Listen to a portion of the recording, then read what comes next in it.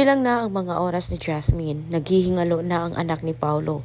Pero kahit alam ni Paulo kung sino ang makakatulong sa kanyang anak, wala pa rin itong ginawa dahil siya'y pinangunahan lalo ng takot. Desperado na si Marge na matulungan itong si Jasmine kaya iniisa-isa niya ang kanyang mga kakilala kung maaring makatulong umano sa kanyang anak. Pag-isip-isip ni Paulo na sabihin na kay Marge ang totoo. Ngunit pinigilan naman siya ni Greg at katwiran naman ito, mas lalong masisira ang kanilang pangalan pag si Marge umano ang makakaalam. Dahil sigurado si Greg na hindi umano papalagpasin ni Marge ang ginawang kasalanan ni Paulo, isisiwalat umano niya ito sa lahat. Samantala, nagagalit ang mga nitong si Manang Yoli kay Greg at Paulo dahil alam nila ang totoo pero silang dalawa ay walang ginawa para matulungan itong si Jasmine. Kaya si Manang Yoli ang kumilos para malaman ni Marge ang totoo. Hawak ni Manang Yoli ang DNA test nila Paulo at Ashley. Itinago ito ni Manang Yoli at sinabi niya sa kanyang isip may pag-asa pa si Marge para mabuhay itong si Jasmine. Kailangan umano niyang maipakita kay Marge ang nasabing DNA test para si Marge na umano ang maghusga. Yan ang pagkakataon ni Manang Yoli itong si Paulo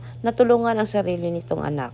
Nagalit itong si Manang Yoli dahil sinabi ni Paulo na natatakot umano siya na baka tuluyan na siyang iwan ni Marge. Kabila ng pangungumbinsi ni Manang Yoli na sabihin na ni Paulo kay Marge ang totoo, lumalabas na tilang mas gugustuhin pa ni Paulo na mahirapan itong si Jasmine at mawala sa buhay nilang dalawa ni Marge. Walang malaman umano ni Marge ang totoo. Dito na nagpasya si Manang Yoli na siya mismo ang magpapakita kay Marge sa nasabing DNA test. Ni Manang Yoli na hindi siya makatsyempo na maharap itong si Marge kasi bantay sarado siya kay Greg. Aga ni Manang Yoli itong si Marge, sinabi niya kay Marge kailangan umano nilang magkita. Meron umano siyang ibibigay na mahalagang bagay. Na ito umano ay makakatulong kay Marge. Padasal ang pamilyang Torrecampo sa kanilang bagong mansyon. Subalit hindi nila aasahan na may malaking iskandalo na magaganap. Kita ng dasal malalaman na ni Marge ang totoo.